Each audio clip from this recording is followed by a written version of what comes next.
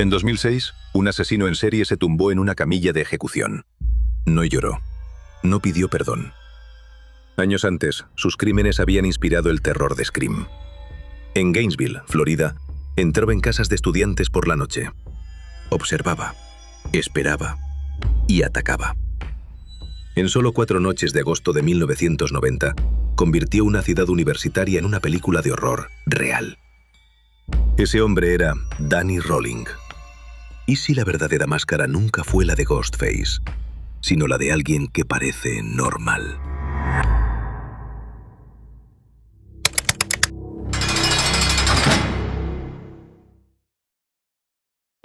Here, Your Honor. Sir, you're charged with reckless driving. How do you want to plead? Guilty. 2 burglaries and 2 counts of petty theft. That busted, Judge.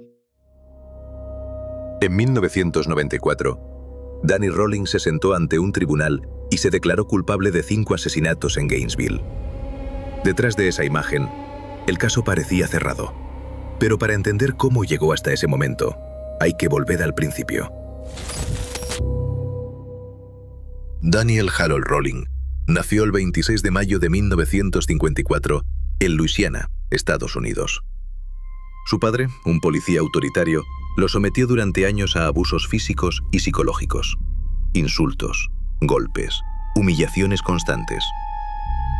Ese entorno fue moldeando una mente fracturada, donde la ira y el resentimiento crecían en silencio.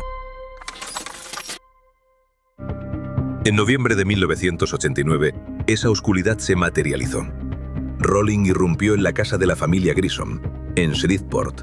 Asesinó al padre, Tom Grissom, y a su hijo de 8 años, Sean. Luego esperó a que Julie regresara a casa. La asesinó y manipuló la escena con una frialdad que revelaba algo más que rabia. Revelaba control.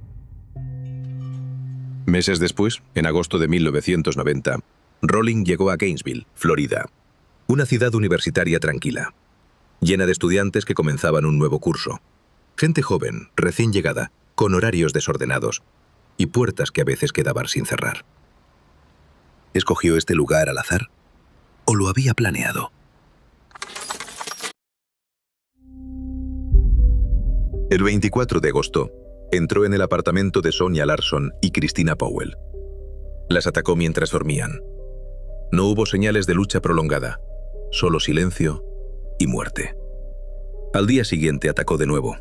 Esta vez la víctima fue Krista Hoyt. Rolling entró en su apartamento, la asesinó y alteró la escena de una forma que los investigadores describirían como profundamente perturbadora. El 27 de agosto atacó por última vez. Entró en el apartamento de Tracy Paules y Manuel Taboada. Ambos murieron. 5 estudiantes asesinados en 4 días. Y entonces, el asesino desapareció, quedando solo las escenas del crimen.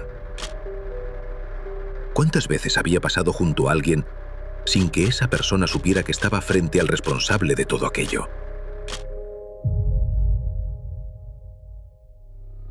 Semanas después, el 7 de septiembre de 1990, Rolling fue arrestado.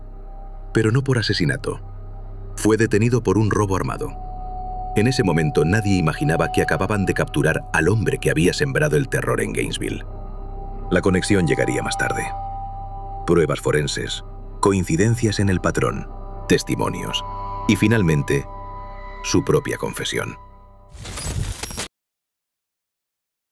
A majority of the jury, by a vote of 12-0, advise and recommend to the court that it impose the death penalty upon Danny Harold Rolling.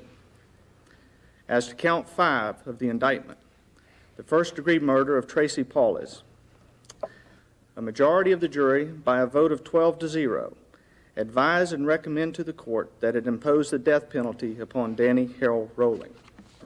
That a majority of the jury join in the advisory sentence that you have just read to the clerk. Do you, Ms. Diaz, agree and confirm that a majority of the jury join in the advisory sentence that you have just heard read by the clerk? Yes. Do you, Mr. Staub, agree and confirm that a majority of the jury join in the advisory sentence that you have just heard read by the clerk? Yes. Do you, Mr. Green, agree and confirm that a majority of the jury join in the advisory sentence that you have just heard read by the clerk? Yes. Do you, Ms. Williams, agree and confirm that a majority of the jury join in the advisory sentence that you have just heard read by the clerk? Do you, Mr. Coleman, agree and confirm that a majority of the jury join in the advisory sentence that you have just heard read by the clerk? 5. Understand that? In less than 5 years. Mr. Snowden, remove Mr. Tabota from the courtroom, please, sir. Danny Rolling fue ejecutado el 25 de octubre de 2006 mediante inyección letal. Detrás del cristal, el caso parecía terminado. Pero su sombra siguió viva. Sus crímenes alimentaron el miedo que veríamos en Scream, una máscara ficticia construida sobre un horror real. Porque la verdadera pesadilla nunca fue Ghostface. Fue que Danny Rolling no parecía un monstruo. Parecía alguien normal. Durante semanas caminó entre ellos, sin levantar sospechas.